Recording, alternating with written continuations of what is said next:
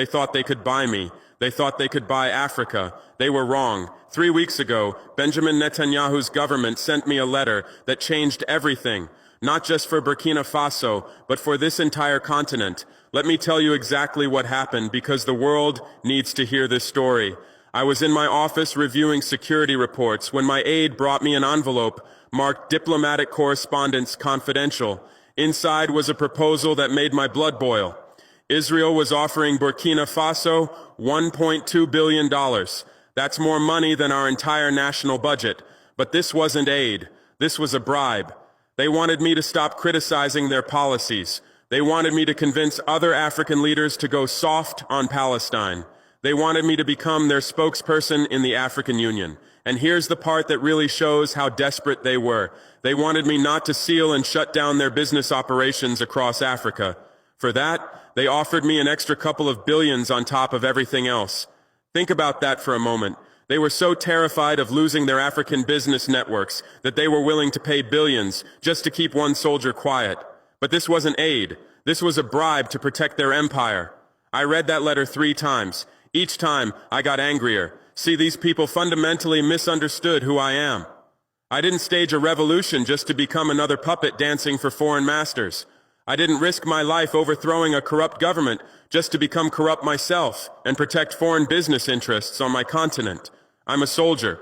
Soldiers don't negotiate with people trying to compromise their mission. And my mission is African sovereignty, economic, political, and strategic. When I took power in Burkina Faso, I made a promise to my people. No more foreign interference. No more exploitation disguised as partnership. No more selling our dignity for temporary comfort. That letter was testing whether I meant what I said. The letter came through diplomatic pouches, but the real message was delivered through intermediaries. High-ranking officials from neighboring countries, supposedly friendly advisors, all suggesting I consider the practical benefits of this arrangement. They painted pictures of transformed infrastructure, modern hospitals, upgraded military equipment. They talked about Burkina Faso becoming a regional powerhouse, a model for African development. But every conversation ended the same way. Just tone down the anti-Israeli rhetoric. That's when I realized this wasn't just about one letter. This was a coordinated campaign. They had been watching me, studying me, building a profile of what they thought would make me compromise. They calculated wrong. So I did something they never expected. I called a press conference and read their letter on live television, word for word, including their desperate plea to protect their business operations. You should have seen their faces when that news reached Tel Aviv. Complete panic. Because suddenly, their secret diplomatic strategy and their business protection scheme was front-page news across Africa. But I wasn't done, not even close. Standing at that podium, I looked directly into the camera and said what needed to be said. They believe our dignity has a price tag. They think African leaders are for sale in a global marketplace. They think they can pay us to protect their business interests while they exploit our people. Today, we prove them wrong. I held up that letter for everyone to see. This document represents everything wrong with how the world sees Africa. They see us as a market, not as people. They see our leaders as employees, not as representatives of sovereign nations. The silence in that room was deafening. Journalists who had covered African politics for decades later told me they had never seen anything like it. A leader voluntarily exposing an offer of billions of dollars. That moment changed everything. Within hours, Africa Not for Sale was trending in 14 countries. But this wasn't just social media noise. This was a continental awakening. Mali reviewed every Israeli contract. Niger recalled their ambassador from Tel Aviv. Chad suspended diplomatic talks. Ghana's president, who never takes sides, publicly supported our position. South Africa called our response a masterclass in dignified leadership. But here's what really scared them.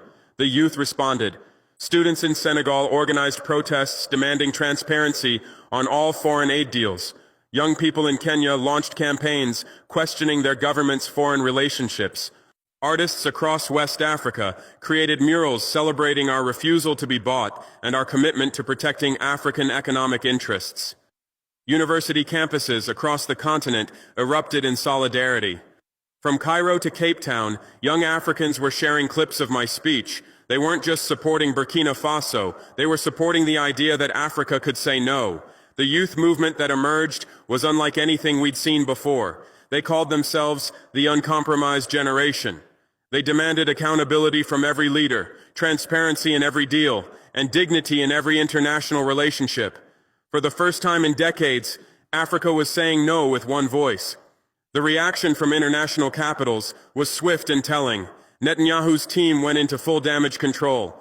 According to sources in Tel Aviv, the prime minister was furious. He reportedly said, "Traore turned a private agreement into a weapon against us." Good. That was exactly my intention. French diplomats in Paris were scrambling to understand what this meant for their own African relationships. American officials quietly reached out to gauge whether this was an isolated incident or the beginning of something bigger. Chinese representatives, interestingly, stayed silent. They understood what was happening better than the Western powers. They knew that respect, not manipulation, was the future of African relationships. They were right to be worried, because here's what these foreign powers never understood. We're not the same Africa they used to manipulate. We're educated now, connected now. We communicate instantly across borders. When one of us stands up, all of us can see it happen in real time. The old playbook doesn't work anymore. You can't divide us with secret deals. You can't buy our silence with development aid. You can't pay us to protect your business operations while you extract our wealth. You can't treat us like children who don't understand geopolitics. We understand perfectly. We just refuse to play by your rules. The immediate aftermath was chaotic. My security team went on high alert. Foreign intelligence services suddenly became very interested in Burkina Faso. Economic pressure started building, aid delays, trade complications, banking difficulties. But something incredible happened. Other African nations started filling the gaps. Nigeria offered trade deals. Ghana provided banking alternatives. South Africa opened new diplomatic channels. We discovered something powerful. Africa helping Africa works. 3 days after exposing their letter, I addressed university students in Bobo Dioulasso. No prepared speech, no military ceremony, just truth. The auditorium was packed. Students had traveled from across West Africa to hear what I had to say. The energy was electric. I told them, for decades they told us to stay quiet, accept what's given, say thank you when we're ignored, and protect their business interests while our people suffered. But now they come to us because they fear what happens when Africa wakes up. I could see it in their eyes. Recognition, hope, determination. Then I asked them a simple question. Should we go back to silence, or do we speak louder? The answer was deafening. 5,000 students erupted in celebration. That sound? That was the sound of a generation refusing to be silenced or bought. But the students wanted more than just words. They wanted action. What's next? They shouted. How do we build on this? So I told them, we audit every foreign contract. We demand transparency in every deal. We build our own economic networks. We trade with each other first, the world second. We stop exporting raw materials and start building factories. We stop being suppliers and become manufacturers. The crowd went wild because finally, someone was talking about practical steps, not just inspirational speeches. I continued. We create African development banks. We launch African satellite networks. We build African universities that rival any in the world.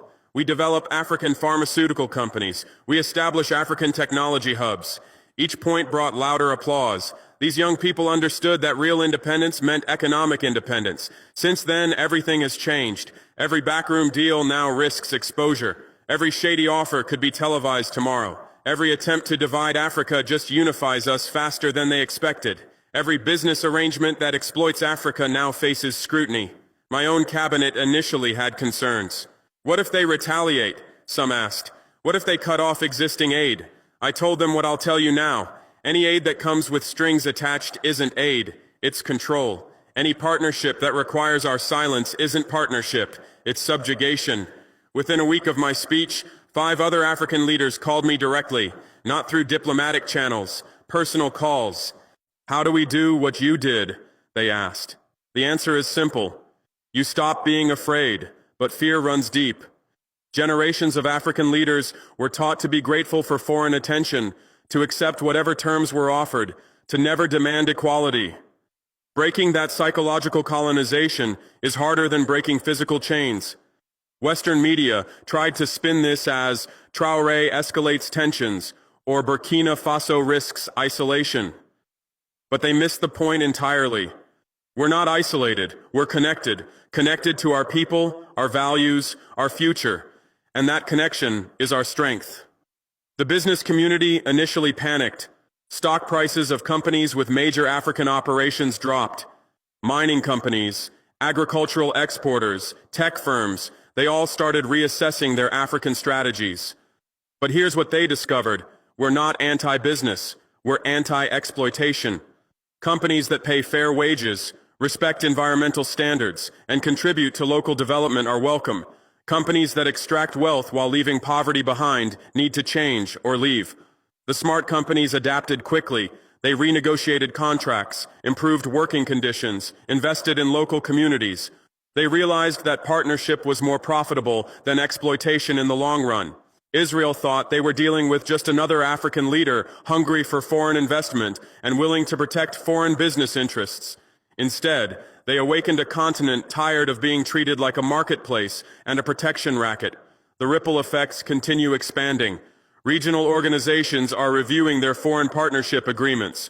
Trade unions are demanding better terms for African workers in foreign companies. Civil society groups are publishing transparency reports on foreign aid flows. African stock markets initially wobbled, but then stabilized as investors realized that transparency actually reduced risk. Corruption and secret deals create instability. Open, fair agreements create predictable business environments. The message from that letter with billions in bribes was clear. We think you can be bought to protect our interests. My response was equally clear. We cannot be bought, will not be bought, and will expose anyone who tries to buy us or use us to protect their exploitation. This isn't about being anti-anyone. This is about being pro-Africa, pro-dignity, pro-sovereignty, pro-economic independence. When foreign powers approach us now, they know the rules have changed. Treat us as equals, or deal with the consequences. Respect our independence, or watch us choose our own path. Do honest business, or find another continent to exploit. Because here's the truth, they're just beginning to understand. Africa is not for sale. Our resources are not for plunder. Our leaders are not for purchase. Never was, never will be. And any leader who tries to sell us out will answer to the people of this continent. The transformation isn't just political, it's generational. Young Africans are building tech companies, starting manufacturing businesses, creating art that celebrates African identity. They're not waiting for foreign approval or foreign investment. They're building the future themselves. This is just the beginning. Every day, more African leaders are finding their courage. Every day, more young Africans are demanding accountability.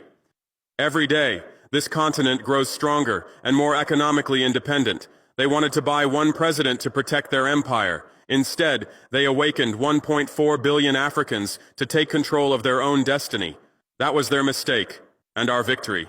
The revolution continues, not with guns, but with dignity, not with violence, but with truth, not with foreign approval, but with African unity, not with protecting foreign business, but with building African prosperity. This is Ibrahim Traore, and this is our time. Africa is rising, and we're just getting started.